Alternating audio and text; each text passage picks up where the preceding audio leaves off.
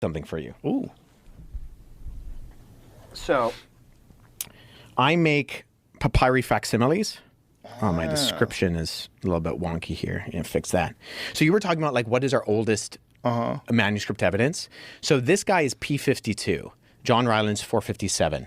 So that's a genuine Egyptian papyri that I made. I cut it out for you, and then I transcribed the text on that manuscript. So when we're talking about what is potentially our oldest evidence for the New Testament, this manuscript that most likely comes from Oxyrhynchus, Egypt, is the one that usually is universally accepted as our oldest one. And that contains John 18, where Jesus is on trial before Pilate.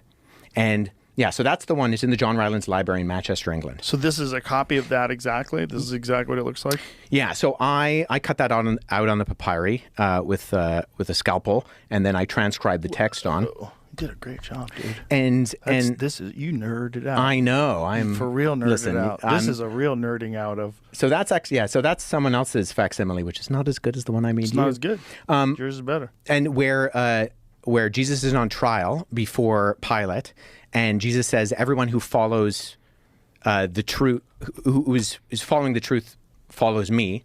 And on the back has the words of Pilate saying, what is truth? But so part of my research, so the reason I bring this up is because before this was discovered by C.H. Roberts in the 1940s, the convention was, because of a guy named Bauer, that the Gospel of John was 2nd century. And so he was a student of Hegel. Have you ever heard of Hegelian dialectic? So you have like a thesis, synthesis, and antithesis. Yes. So Hegel had this philosophical theory, and his student Bauer takes that and he incorporates this into history. And he says, the earliest gospel, Mark, has this very Jewish Jesus, and then the later gospels have a very the last of what are called the synoptic gospels, Matthew, Mark, and Luke. Luke has a very kind of more divine Jesus. And so he says, based on this, John is the last written one. And it combines these two where you get a very human and a very divine Jesus together. And so based on this, he says that John has to be 2nd century. Well, we discover this guy. C.H. Roberts is, literally going through these piles of manuscripts in these drawers that are being like stashed away.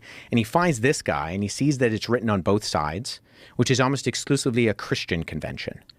Because in the ancient world, they used scrolls.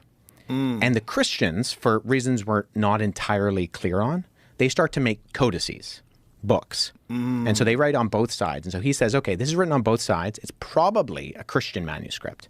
So he sends it off to the leading paleographers, or guys who date manuscripts.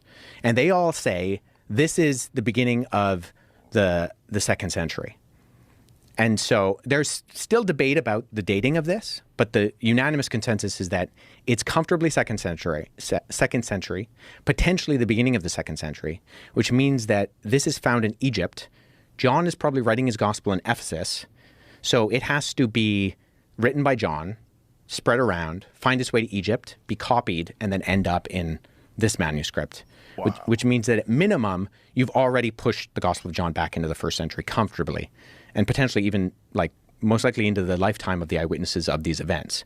And so all of the literature up until that point from the scholarly consensus about the dating of the Gospel of John gets totally rewritten. Wow.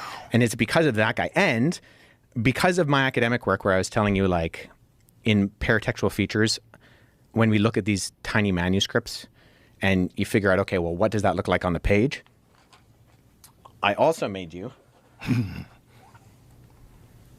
So I used 2 different variations of papyri. Whoa. So you have there where P52 would have been on the page, and based on it's called codicological conventions, the spacings of the words, and the way that the size of the margin that we can see, where it would have been on the page and how big the page would have actually been. So this is like a reconstruction, and then I filled in the rest of the text in the same sort of stylistic hand of the scribes at that time, what that page would have looked like. So this would have come from what would have been essentially a pocket copy of the Gospel of John. Wow. That's unbelievable. Wow. That's so fascinating. So this is the kind of work that I do in terms of trying to figure out, okay, you have these fragments. How big would have this codex actually been? How big would have the document been? And then you compare and you contrast them to, say, like non-Christian literature, like Thucydides or Tacitus or Pliny or Cicero or